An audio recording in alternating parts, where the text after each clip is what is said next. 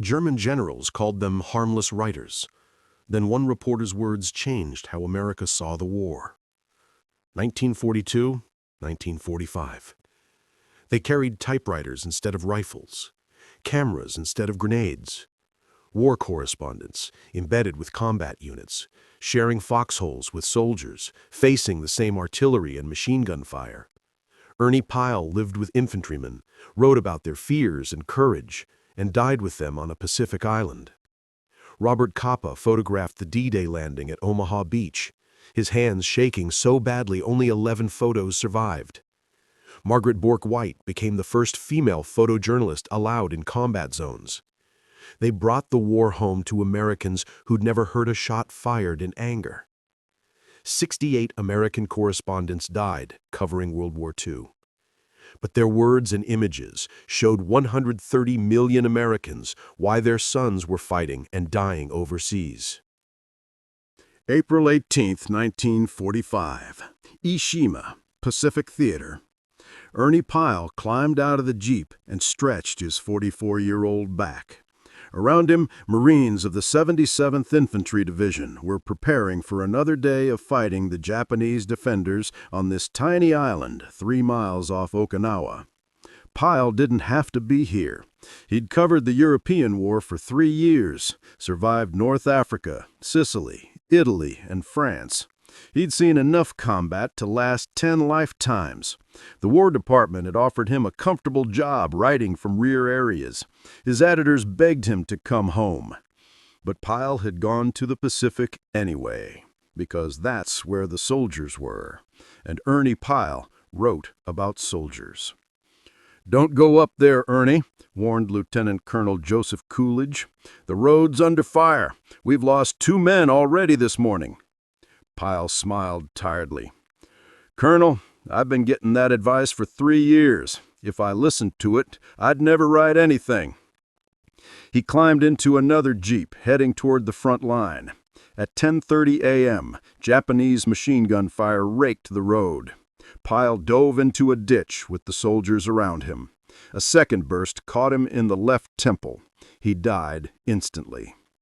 The most famous war correspondent in America was gone, killed by a bullet meant for soldiers, whose stories he'd spent 3 years telling. When news of Pyle's death reached the States, millions of Americans mourned.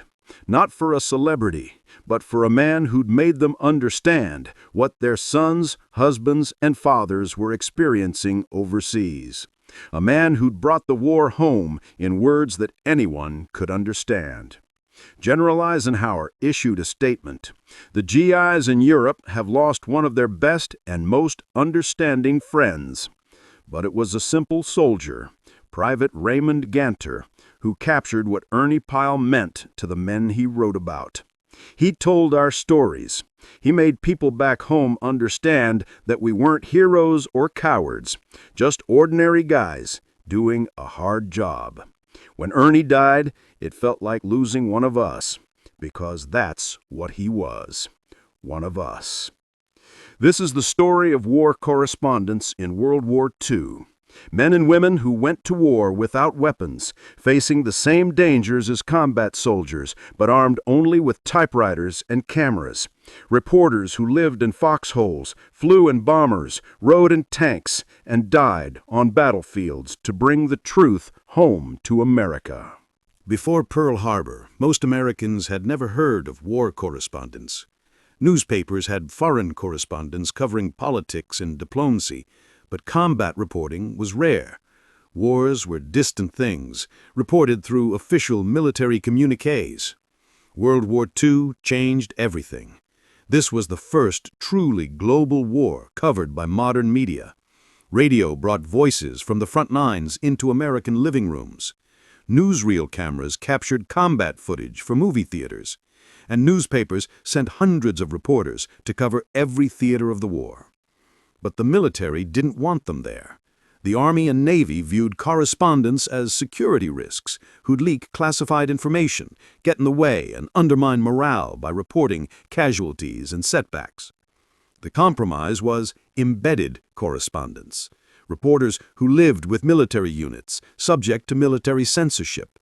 wearing uniforms without rank insignia and following military rules.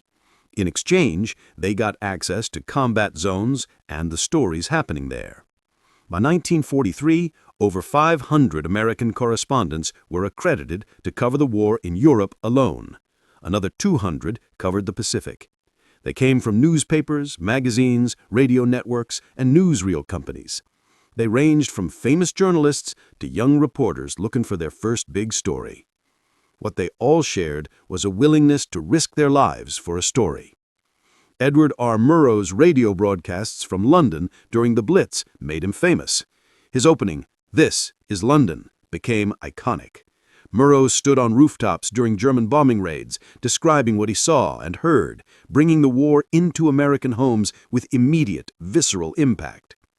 "I'm standing on a rooftop looking out over London. The searchlights are sweeping the sky. The anti-aircraft guns are firing. And now I can see the fires starting. The docks are burning. Buildings are collapsing. This is what war looks like from here. This is what Britain faces every night."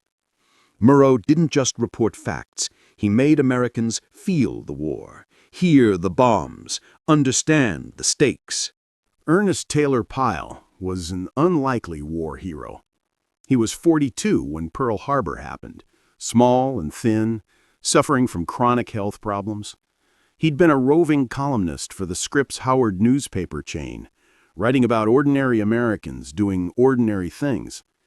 But when war came, Pyle went with the soldiers, first to England in 1942, then to North Africa, Sicily, Italy, France, and finally the Pacific. He didn't write about grand strategy or famous generals. He wrote about the infantrymen, the dog faces, as they called themselves. Pyle's writing was simple, direct, and devastatingly effective. He focused on small details that revealed larger truths.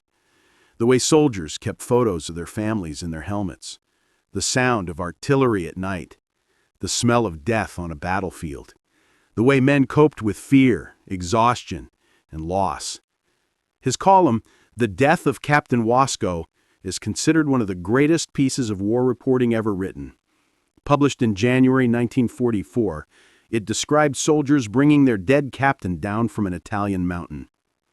Dead men had been coming down the mountain all evening, lashed onto the backs of mules. The Italian mule skinners were afraid to walk beside dead men, so Americans had to lead the mules down that night. "We went out into the road. 4 mules stood there in the moonlight, in the road where the trail came down off the mountain. The soldiers who led them stood there waiting. 'This one is Captain Wasco,' one of them said quietly. 2 men unlashed his body from the mule and lifted it off and laid it in the shadow beside the stone wall. I don't know who that first one was. You feel small in the presence of dead men, and you don't ask silly questions." The column continued, describing how soldiers came to pay respects to their dead captain. One touched his hand. Another said, "Good night, Captain." A third just stood and looked, then walked away. It wasn't dramatic. It wasn't heroic. It was just sad and real and human. And it made millions of Americans understand what war actually cost. Ernie Pyle didn't just visit the front lines. He lived there. He shared foxholes with infantrymen, ate K rations, slept in mud, and endured the same artillery barrages. He refused special treatment, turning down offers of comfortable rear area accommodations. "I can't write about these men if I don't live like them," Pyle explained. "I need to know what they experience, feel what they feel. You can't understand combat from a headquarters tent 20 miles back." This approach was dangerous. Correspondents who embedded with combat units faced the same risks as soldiers. Artillery didn't distinguish between a rifleman and a reporter. Snipers shot at anyone in an American uniform. Mines killed journalists as readily as infantrymen. But it produced extraordinary reporting. Pyle's columns made readers feel like they were there, experiencing what the soldiers experienced. He wrote about the little things that combat veterans never forgot. The thin, peaked soldier who hasn't had his clothes off for 6 weeks. The replacements who arrive scared and green. The sergeant who's been through North Africa and Sicily and Italy, whose nerves are shot, but who keeps going because his men need him. The way soldiers joke about death, because if they took it seriously, they'd go crazy. Other correspondents adopted similar approaches. Bill Malden, a cartoonist for Stars and Stripes military newspaper, created Willie and Joe, two exhausted, unshaven infantrymen whose cartoons captured the grunt's eye view of war. His drawings showed the reality of combat: mud, exhaustion, fear, cynicism, dark humor. General Patton hated Malden's cartoons, thinking they undermined discipline. Eisenhower defended them, understanding they boosted morale by showing soldiers that someone understood what they were going through. Robert Capa was the most famous combat photographer of World War II. Born Andre Friedman in Hungary, he'd covered the Spanish Civil War and become legendary for his ability to capture combat's intensity. For D-Day, Capa landed with the first wave at Omaha Beach. Armed with 2 cameras and tremendous courage, he waded ashore with Company E, 16th Infantry Regiment, into the deadliest sector of the deadliest beach. What happened next became one of photography's great tragedies. Capa shot 4 rolls of film, 106 images of the landing. His photos captured everything: soldiers in the water, explosions, men taking cover behind obstacles, the chaos and terror of the assault. These were the only photographs from the first wave at Omaha Beach. Capa later described his experience. The water was cold, and the beach still more than 100 yards away. The bullets tore holes in the water around me, and I made for the nearest steel obstacle. A soldier was sitting there, vomiting. He'd been hit in the stomach. For 90 minutes, Capa photographed the carnage. Then, realizing he might die on that beach, he swam back to a landing craft evacuating wounded. His film went to London for development. And that's where disaster struck. A darkroom technician, overwhelmed by the importance of the images and eager to see them quickly, turned up the heat too high during drying. The emulsion melted. Of 106 images, only 11 survived, and even those were damaged with melted edges and grain. But those 11 images became iconic, blurred, grainy, showing the confusion and terror of combat. They looked like what combat felt like. The slight blur from Capa's shaking hands made them more powerful, not less. Life magazine published them with the caption, "Slightly out of focus." The phrase became famous, capturing both the technical flaw and the chaotic reality of combat. Capa later joked darkly, "If your pictures aren't good enough, you're not close enough." On D-Day, he'd been as close as possible. Margaret Bourke-White was already famous before the war, the first female photojournalist for Life magazine, known for industrial and architectural photography. But when war came, she wanted to cover combat. The military said no. Women weren't allowed in combat zones. It wasn't safe. It wasn't proper. It would distract the soldiers. Bourke-White persisted. She pulled strings, made arguments, and finally got permission to become the first female photojournalist accredited to cover combat. But she faced obstacles male correspondents never encountered. She had to prove herself constantly, prove she could handle the physical demands, prove she could work under fire without panicking, prove her presence wouldn't disrupt military operations. Every mistake would be used as evidence that women didn't belong in combat zones. She proved everything. Bourke-White flew on bombing missions over North Africa, photographing both the aircraft and the devastation below. She went to Italy, covering the brutal mountain warfare. She was in Germany when concentration camps were liberated, capturing images that documented Nazi atrocities. Her most dangerous assignment came in 1943, when she sailed to North Africa on a transport ship. German U-boats torpedoed the ship. Bourke-White ended up in a lifeboat for hours before rescue, losing all her equipment, but surviving to tell the story. I was scared, she later admitted. Anyone who says they're not scared in combat is either lying or crazy. But fear doesn't stop you from doing your job. You just do it anyway. Bourke-White's success opened doors for other female correspondents. By 1945, dozens of women were covering the war. Though they still faced restrictions, male correspondents didn't. Edward R. Murrow pioneered combat radio reporting, but others followed. Radio brought immediacy that print couldn't match. Listeners heard explosions, aircraft engines, gunfire, the actual sounds of war happening in real time. George Hicks, reporting for ABC, was aboard a ship during D-Day. His live broadcast captured the chaos of the naval bombardment. The sky is full of aircraft, hundreds of them, thousands maybe. The noise is incredible. The big guns are firing. Boom! There goes another salvo. You can feel it in your chest. The ship is shaking. Suddenly, German aircraft attacked. Hicks kept broadcasting. We're under attack. German planes diving, anti-aircraft guns firing, tracers filling the sky. Jesus, that was close. That plane just exploded right there. Pieces falling into the water. For millions of Americans listening at home, this was the war. Not sanitized official reports, but raw, unfiltered combat happening as they listened. The fear in Hicks's voice was real. The explosions were real. The danger was real. Radio correspondents faced unique challenges. They couldn't take cover while broadcasting. They had to stay at their microphones. The equipment was bulky and conspicuous, drawing enemy fire. And unlike photographers who could wait for good shots, radio reporters had to narrate continuously, describing what they saw, even when what they saw was terrifying. War correspondents faced the same dangers as combat soldiers, but with one critical difference. They couldn't fight back. They carried no weapons. When shooting started, they could only take cover and hope.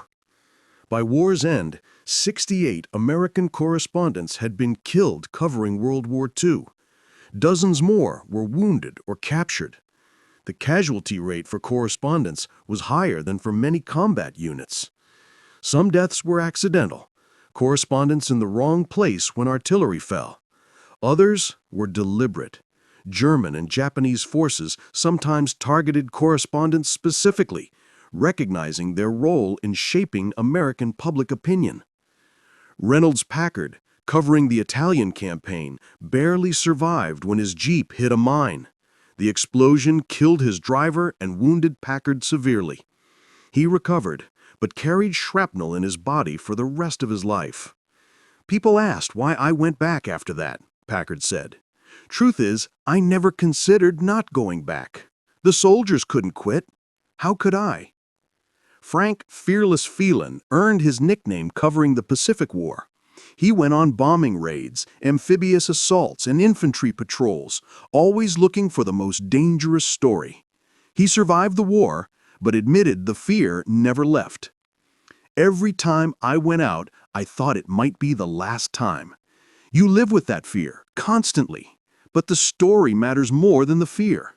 Americans needed to know what their sons were experiencing. Someone had to tell them. Might as well be me. The correspondents developed a dark camaraderie, similar to combat soldiers. They understood what each other faced. They shared stories, equipment, and sometimes hotel rooms in rear areas. When one was killed, the others mourned, but kept working. Because the story always mattered more than personal safety. Every story correspondents filed went through military censors before publication. The censor's job was to remove anything that might help the enemy: unit identifications, locations, casualty numbers, operational plans. Most correspondents accepted this. They understood operational security.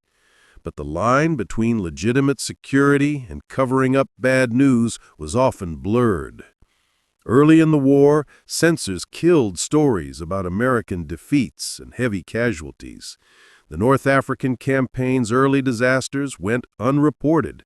The true cost of battles was minimized. The military wanted to maintain public morale and support. Correspondents fought back. They argued that Americans deserved the truth, even when the truth was ugly, that hiding casualties and setbacks was dishonest and ultimately counterproductive. Ernie Pyle was particularly vocal. Americans aren't children. They can handle the truth. They need to understand what this war costs. If we lie to them, we betray both them and the soldiers dying over here. Gradually, censorship relaxed. By 1944, correspondents could report casualties and setbacks, though still not specific operational details. The result was more honest coverage that actually strengthened public support, because Americans felt they were getting the truth. One fight involved photographs of American dead. The military initially banned any photos showing dead American soldiers, fearing it would undermine morale. Life magazine and other publications argued this sanitized war, making it seem less costly than it was. In September 1943, Life published the first photograph of American dead soldiers, 3 bodies on a beach in New Guinea. The response was overwhelming, but not what the military feared. Americans didn't lose morale. They became more determined, understanding what their soldiers faced and what victory required. When American forces liberated concentration camps in April and May 1945, correspondents faced the most difficult assignment of the war. How do you describe the indescribable? How do you make people believe the unbelievable? Edward R. Murrow was at Buchenwald on April 15, 1945. His radio broadcast struggled to convey what he'd seen.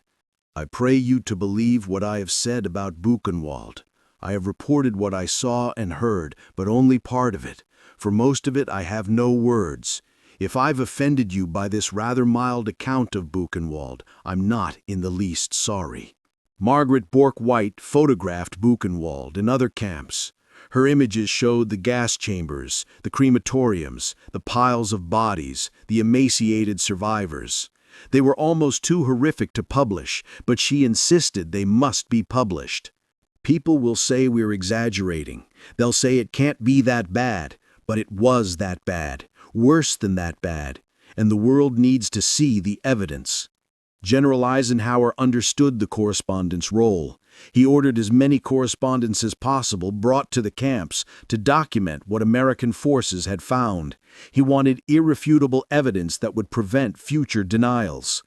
"Get it all on record now," Eisenhower told correspondents at Ohrdruf, the first camp American forces liberated. "Get the films, get the witnesses, because somewhere down the road of history, some bastard will get up and say that this never happened." The correspondents did their job. Thousands of photographs, hours of film, detailed written accounts, radio broadcasts. The evidence was overwhelming and undeniable. When Americans saw these images and read these accounts, they understood why the war had to be fought. This wasn't just about politics or territory. This was about stopping systematic evil. The Stars and Stripes was the military's own newspaper, written by soldiers for soldiers. But it operated with remarkable independence, reporting honestly about military life, including criticisms of officers, complaints about conditions, and stories the official military might have preferred to suppress. Bill Mauldin's Willie and Joe cartoons appeared in Stars and Stripes. They showed exhausted, unshaven infantrymen dealing with military absurdities, incompetent officers, and the grinding reality of combat. Officers hated 'em. Enlisted men loved 'em. When General Patton demanded Mauldin be fired for undermining discipline, Eisenhower refused. The men identify with Willie and Joe, Eisenhower said. They see themselves in those cartoons. That's worth more than the hurt feelings of officers who don't like being mocked. Stars and Stripes correspondents faced unique challenges. They were soldiers themselves, subject to military discipline. But they reported for soldiers, not for officers or the folks back home. Their loyalty was to the truth, as enlisted men experienced it. Andy Rooney, who later became famous on 60 Minutes, worked for Stars and Stripes during the war. He covered the air war, flying multiple bombing missions to understand what air crews experienced. We weren't cheerleaders, Rooney later explained. We were correspondents who happened to be soldiers. We told the truth about military life, the good, the bad, the stupid, and the soldiers appreciated that honesty. The Pacific War presented unique challenges for correspondents. Distances were vast. Island battles were brutally intense but short. The climate was oppressive. Heat, humidity, disease. And the fighting was particularly savage, with few prisoners taken by either side. Ernie Pyle went to the Pacific after covering Europe, hoping to tell the same soldier-focused stories. But he found the Pacific different, more racial hatred, less professional soldier-to-soldier respect, more personal viciousness. The European War was terrible, Pyle wrote, but there was a certain, acknowledgement that we were all soldiers doing our jobs. Here, it's different. It's more personal, more hate-filled. Both sides see the other as less than human. Robert Sherrod covered the Pacific for Time magazine. He went ashore with Marines at Tarawa and Iwo Jima, experiencing some of the war's bloodiest battles. At Tarawa, Sherrod waded ashore with the second wave and watched Marines get slaughtered on the beach. His account didn't shy away from the horror. The water never ceased to be red. 300 yards out, it was red. 100 yards from shore, it was red. At the water's edge, it was bright red, thick with blood. Bodies floated everywhere. Marines lay where they'd fallen, on the beach, in the water, on the reef. The smell was overwhelming. Pacific correspondents developed tremendous respect for Marines and soldiers fighting there. The conditions were awful. Heat, disease, limited supplies, enemies who fought to the death. And yet soldiers kept fighting, island after island, knowing each battle would be a bloodbath. As the war in Europe ended, correspondents were there to document the historic moments. American and Soviet forces meeting at the Elbe River, the German surrender, the liberation of Paris, VE Day celebrations. But even in victory, correspondents maintained their focus on individual soldiers. What did victory mean to the private who'd been fighting for 3 years? How did he feel, knowing he'd survived when so many hadn't? Ernie Pyle, before going to the Pacific, wrote about the end of the European War. Peace has come.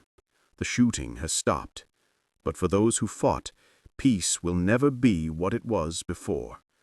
They've seen too much, lost too much. They carry scars that will never fully heal. We can celebrate victory, but we should never forget what victory cost. When Pyle was killed on Iwo Jima on April 18, 1945, soldiers found an unfinished column in his pocket. It was meant to run on VE Day. Those who are gone would not wish themselves to be a millstone of gloom around our necks. But there are so many of the living who have had burned into their brains forever the unnatural sight of cold, dead men scattered over the hillsides and in the ditches along the high rows of hedge throughout the world. Dead men by mass production, in one country after another, month after month and year after year. Dead men in winter and dead men in summer. Dead men in such familiar promiscuity that they become monotonous. dead men in such monstrous infinity that you come almost to hate them. The column ended there. Pyle never finished it. He became one of those dead men he'd written about for 3 years. World War II changed war correspondence forever. It established that the public had a right to know what war really looked like, that soldiers' stories deserved to be told, that correspondence served a vital function in democracy by bringing truth home from the front lines. The 68 American correspondents who died covering World War II left a legacy. They showed that journalism requires courage, that some stories are worth dying for, that bringing truth to the public serves a purpose as important as any military mission. Many correspondents went on to distinguished careers. Walter Cronkite, who covered D-Day and other battles, became America's most trusted newsman. Andy Rooney became a beloved commentator. Edward R. Murrow's wartime reputation gave him credibility to challenge Senator McCarthy's anti-communist witch hunts. But it was Ernie Pyle who became the symbol of World War II war correspondence. His columns, collected in books, sold millions of copies. His unpretentious style, his focus on ordinary soldiers, his honest portrayal of combat's cost, these set the standard for combat reporting. When Pyle was killed, infantrymen who'd never met him felt like they'd lost a friend.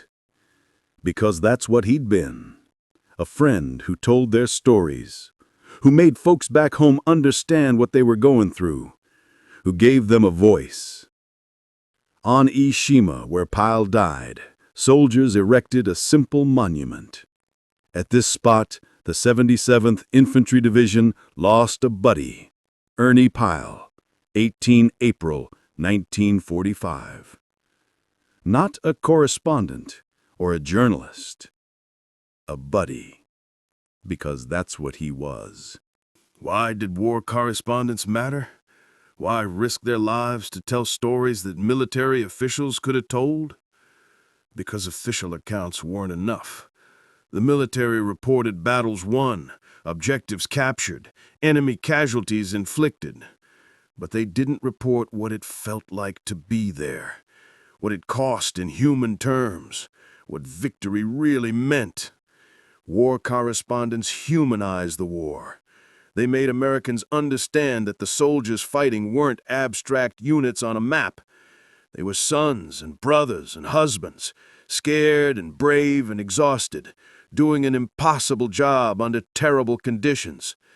When Ernie Pyle wrote about Captain Wasco's death, millions of Americans understood the cost of war in a way no casualty statistics could convey. When Robert Capa's blurred D-Day photos appeared, Americans saw the chaos and terror of the landing. When Edward R. Murrow broadcast from London under German bombs, Americans heard what Britain was enduring. The correspondents built support for the war effort, not through propaganda, but through truth.